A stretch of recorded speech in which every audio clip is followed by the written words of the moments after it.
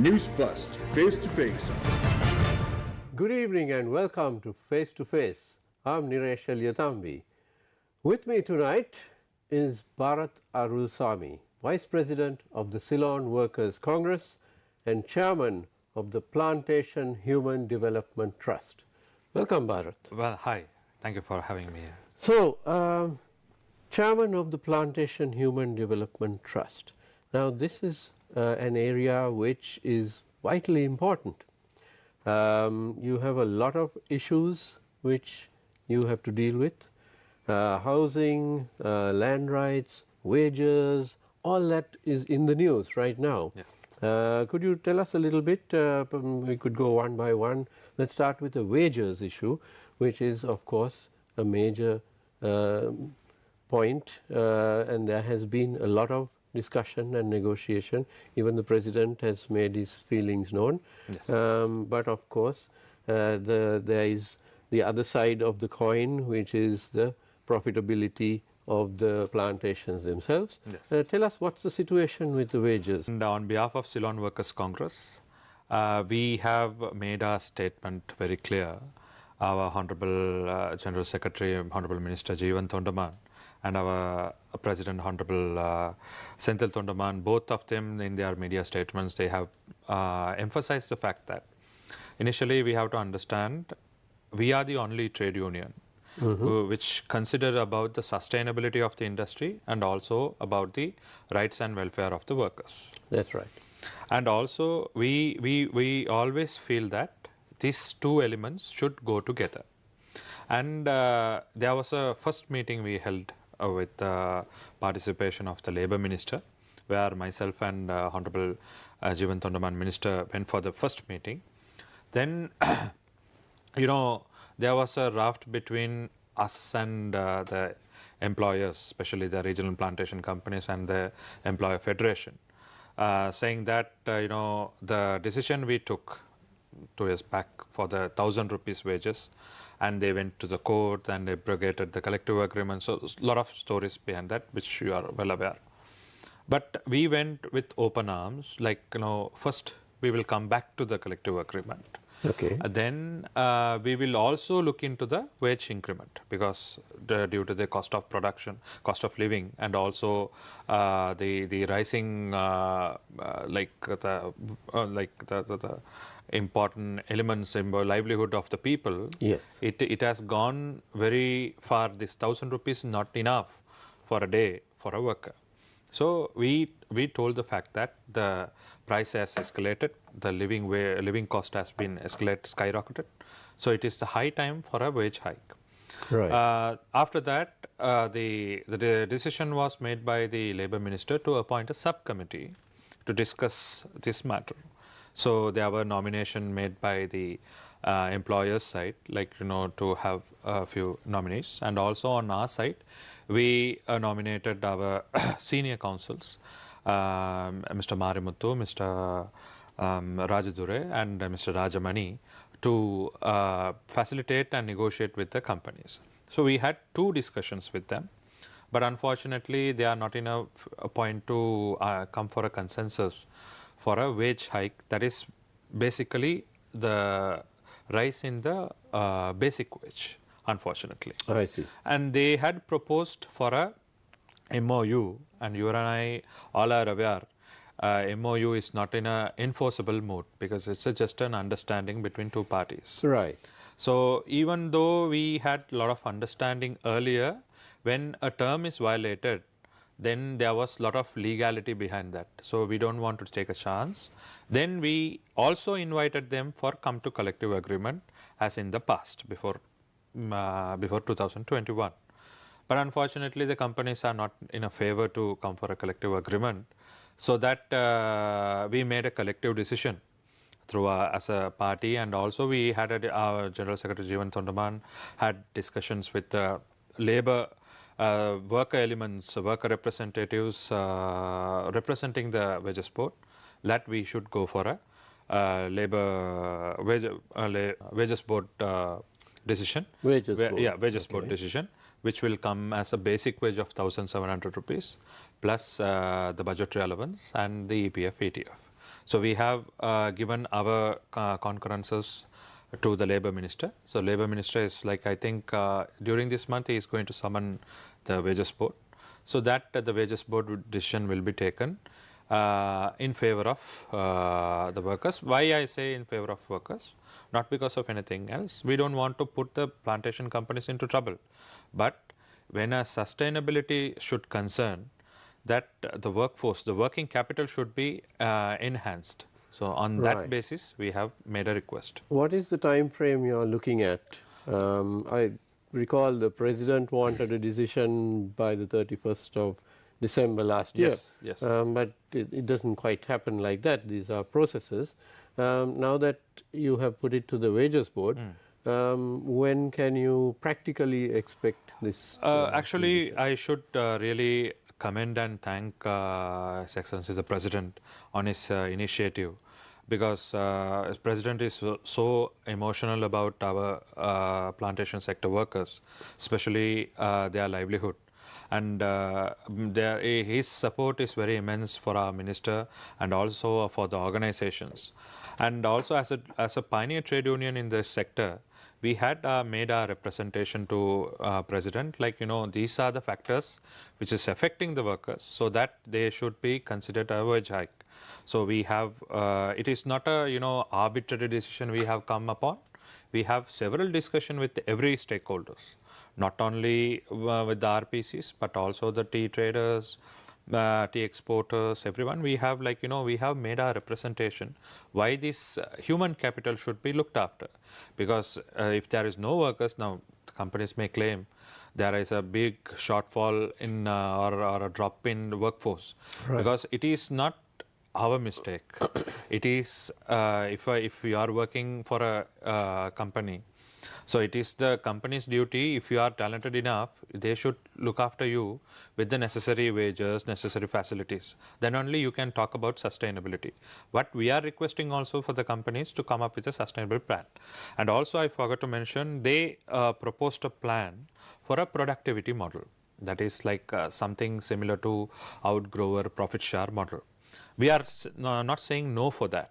We are, as I told you, our CWC is very much open for a productive model. But the existing productive model are very much, the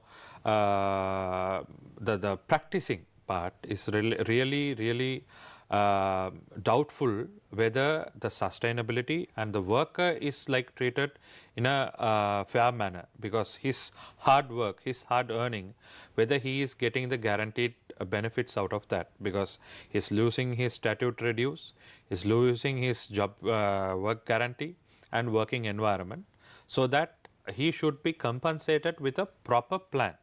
So that element is missing in that arrangement. So that is the major reason we are going for the wages board. But we are open for the productive model. Our Minister Jivan Tondaman and our party president and our party high command has already expressed to all stakeholders, including the ILO, we are open for a productive model, providing which in this spectrum you should have a wage hike.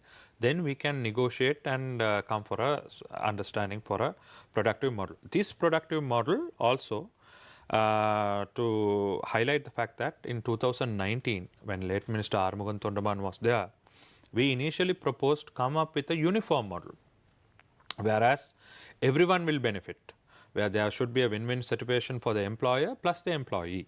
So it shouldn't be one side oriented. Right. So that is what we are not much comfortable with the proposal, but we are in future, we are looking forward to support that, providing which at the moment we are looking at a wage hike. Estate infrastructure, housing, which is another key element. What's the situation there? As you mentioned earlier, the Plantation Human Development Trust is a tripartite body representing the government of Sri Lankan officials, especially the Ministry of Finance, Ministry of Health and Plantation Ministry, and our ministry, Ministry of Water Supply and Estate Infrastructure, and also the regional plantation companies including the Planters Association, and also two major trade unions such as the Ceylon Workers Congress and LJEW. So it's a very vibrant board we do have. and the board members are very progressive. What we want, everyone are in the fact that they wanted to create a very transformative living environment for our people. So accordingly, we have two sectors of housing. One is the ministry housing, which is done through the Ministry of Water Supply and Estate Infrastructure. And the other we have commenced is the Indian Grant Housing Project, that is Barath Lanka Housing Project. So we have already, we should be very thankful for the Indian government and the Prime Minister of India, Sri Narendra Modi ji. So with their support, we have built 4,000 houses, and also we are commencing build 10,000 houses in the second stage. So in that we have commenced work for 1,300 houses, which is we are doing currently we are on the track of clearing the lands and doing the surveys and stuff. And I hope by first week of April will be start constructioning. And also there are two elements, implementing agencies such as NHDA and SEC, the state-owned engineering entities. So they are the agencies which looking after and monitoring the entire project. Right. So this would be in the Nuwara district and the Badulla district? No, it is like if it is political, we should have given priority for Central Province and Uva Province. But Honorable Minister Jeevan Thondaman wanted to take it for the entire community where the IoTs are living outside. So we are starting from Kurunagala district, Matali district, Kandy district, Nuwara, Mondragala, Ratnapura, Kagal, Badulla and Kaluthura up until to Gaul. So we are starting at, we are looking at 10 districts. So we are doing nearly 45 projects as a starter. So we are looking forward to complete this 1,300 by August if everything goes well. And we are looking forward to commence the balance 8,700 also by mid-August. So this is, and also highlighting about the Indian ministry housing. So ministry housing, even though there was crisis in our country in 2022-23, and also the pandemic situation in 2020 and 2021, we have now recently we handed over housing projects in Holyrood Estate, Talavakela, and Nanoya Estate, Clarendon in Nanoya. So, and we are expecting to complete another 3 projects in Hatton region and in one in Gaul. And also we are last year also we have allocated more than nearly 600 million for completion of these houses. This year also nearly 600 million to complete these houses. Our expectation is like, if we want to have a real political mileage, we would have stopped all the pending work and we would have started our own house building. But instead of that, Minister gave a clear direction that we have to, whatever said and done, the state money has been invested in this. So we have to complete all the houses. So from 2015-2019, in the last government, there was a carryover of 600 housing units, which was started and abandoned fully. So Minister wanted to complete it fully, then start on new projects. At the interim, after he becoming the minister in 2021, he initiated around 500 houses, which we have completed and handed over. And also we are looking at to complete another set of 1,000 houses as quick as possible with the, there's a challenging factor of this economic crisis. Despite the fact that with the able team of us, we are through PHDT, we are completing those houses as well. Right. What about the land rights area? There were some decisions on awarding land rights. Yes. Could you elaborate on that? One major requirement of our people is obtaining land rights. So here one should understand it is very different from the north and east land rights. There are representations have made the private owned land has been taken by the government and they are demanding to get back that land. That's but right. our land issue is much more different. We are living more than 200 years in the areas, especially in the line rooms, but we are not capable or we are not in a position to obtain a piece of land for housing purposes because there are a lot of legal framework. So, Honorable Minister Jeevan Thondaman entrusted me with the task of like formulating the policy. So, we on this couple of years, we started formulating the policy. So, under the Saumya Bhumi deed program, where we are looking at to provide housing land rights for our people. So now, according to the data of PHDT, there are 2,76,000 houses, families are residing in the estate. In that, nearly 65,000 have built their houses through various schemes. That is by Indian government fund, our ministry fund, NHTA, self-built houses, donor funding, and some foreign agency funding. So these nearly 65,000 houses which has been built, but unfortunately only 1/3 or less than 1/3 has deeds for that. And also the other families doesn't have a house, they still live in joint rooms. You know, lot of references made like, you know, people living conditions are the same, they are not in a position to build houses. Why CWC being a pioneer organization, why didn't it do that? So I just wanted to touch on history also a little bit, because when 1948, when we got independence, the country got independence, unfortunately our people lost their independence, we became stateless. Yes.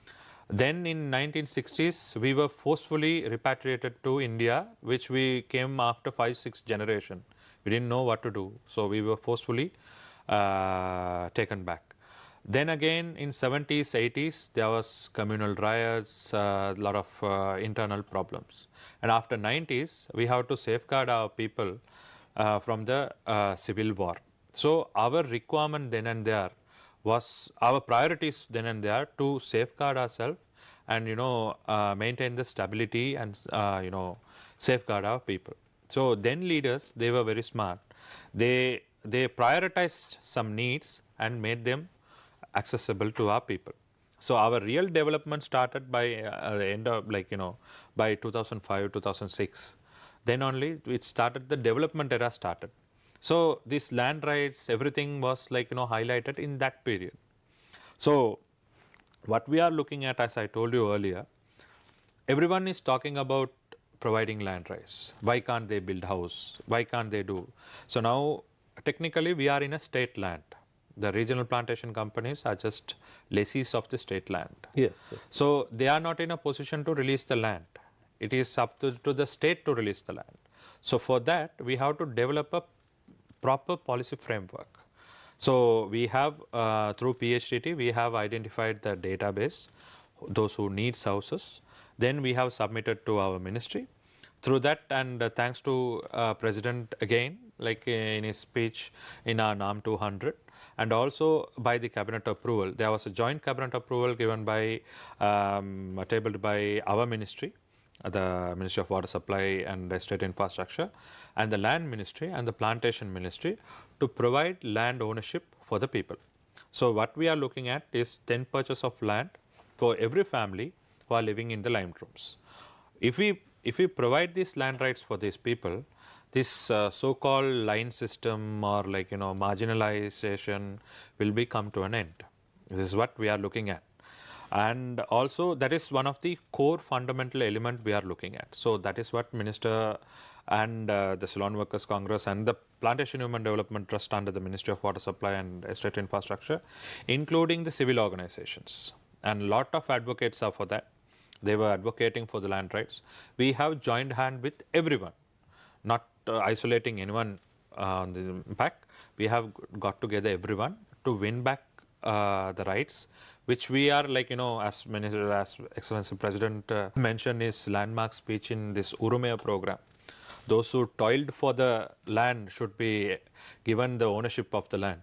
So we have been, you know, sacrificing our lives to the upliftment of this land. You know, the jungles were created as a highly producing, tea producing areas. So what we are looking at, we are not asking acres and acres. At least if you know, there might be a counter argument. If you provide 100,000 people, 200,000 people land, then there will be no tea land. No. Out of the entire tea land or the plantation sector land, we are going to ask only nearly it will go around 4,500 hectares. That is just 1.7% of the entire tea plantation land. If you go and look at the unutilized land in the tea plantation lands are much more higher than that.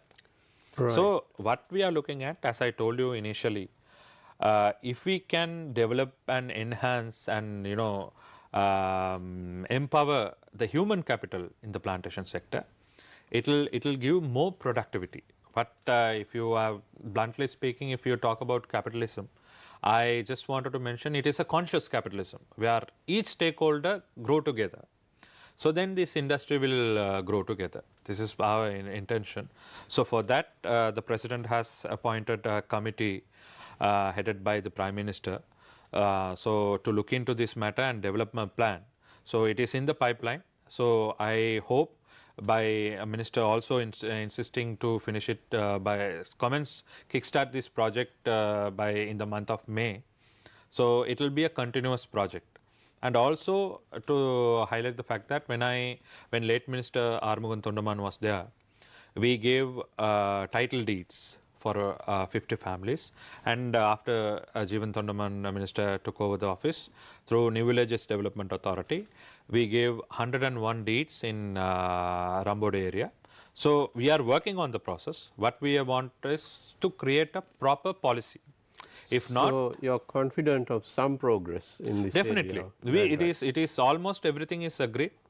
So I can assure that under the leadership of our minister, we will definitely get the land rights for our people with the support of everyone. So for with the support of government, civil organization, regional plantation companies, everyone. So now, Barath, for the last couple of years, the people of this country have been calling for a system change. Yes.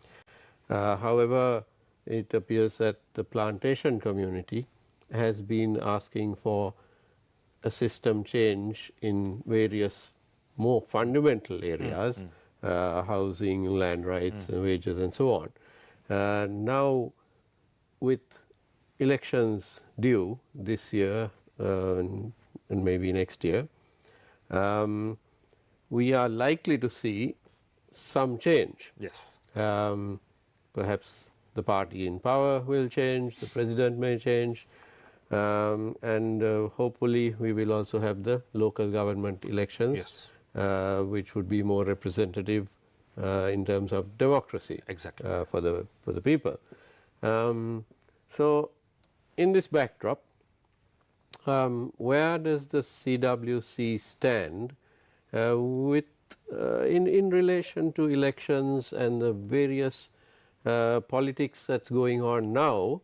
We see it happening, Yes. with all the parties. So what's the stance of the CWC? Actually speaking, now just to highlight the fact that when you talk about a system change, there are a lot of school of thought, like there should be a constitutional change, there should be a administrative change, there are a lot of things. In my personal perspective, in my legal background, what I would suggest is the lack of accountability is one of the biggest problems Sri Lanka does have. As a younger generation people, like representing the younger generation, I really look forward a change in accountability. So now, according to our articles, our constitution, Article 27 says there should be accountability. And in Article 29 says it is not mandatory. So there is a contrasting thought. So I would say it should be should be placed in black and white. This is what should be done. So there should be independent commissions. It should be guaranteed by constitution. So those are the major elements which we are looking at. On the other hand, on the plantation sector as a whole, when you look at our education system, there is a separate unit called plantation education. When you talk about health, you have plantation health. When you talk about infrastructure, you have our ministry, Estate Infrastructure Ministry. But we are so-called citizens of Sri Lanka. But unfortunately, we are always looked at in a different mirror. So what, as a younger generation, even our party in the perspective that we should be included and integrated with the national mainstream. That is one important element. So very important element, because we went through a lot of hardships. We should be given priority. So this having plantation health, having plantation infrastructure, having education, it's a good thing. But if it carries for another 10 years or 20 years, it is a failure. So we should be we are also citizens of Sri Lanka. So why can't we enjoy what others are enjoying? That is our major question. And so would it be fair to say that you would be receptive to ally with other parties which you feel would bring about such changes? No, that's what I wanted to mention. So one progressive thing we observed in President Ranil Wickremesinghe, when we approached him and when we pointed out this initiative, he immediately approved, and he not only just for a in a paper, just for a namesake, he didn't do anything. But he materialized that. As I told you, for the land rights, he appointed a committee. We got the cabinet approval sorted, and he introduced a committee for national integration, the plantation community. So everything is very progressive on his side. So that is what our Minister Jeevan Thondaman and our party president and also our MP Rameshwaran is supporting his visions and his decisions. And also in political sphere, when it comes to elections, it is not an individual decision our party makes. It is a collective decision. Our party National Council will decide whom we are going to support. But it is too early to predict to support whom, but we are carefully observing, because as a community which has been portrayed that we are marginalized, we are very much vulnerable, but it is our responsibility as a responsible party to look for the very opportune moment to empower our community. So that's what we are doing right now. So that's what we have been doing all through years. So we are very much carefully observing what is the political trend and the framework. Any progressive person who comes up with a solid plan, like just for namesake now, I remember when we were struggling for 1,000 rupees, some said we will get 1,500, some said 1,000 to 2,000. So fancy figures they can say, but practicality is another question. So what we felt in President Wickremesinghe is that he is very practical person, and he is also putting it in action. So that's what we also needed.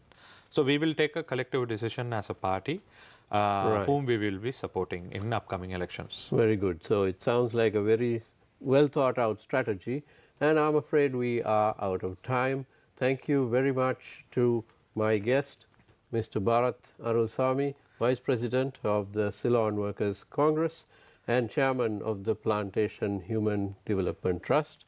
Thank you for being here. Thank you very much, Mr. Naresh. That's all the time we have. Thank you very much for watching. Good night.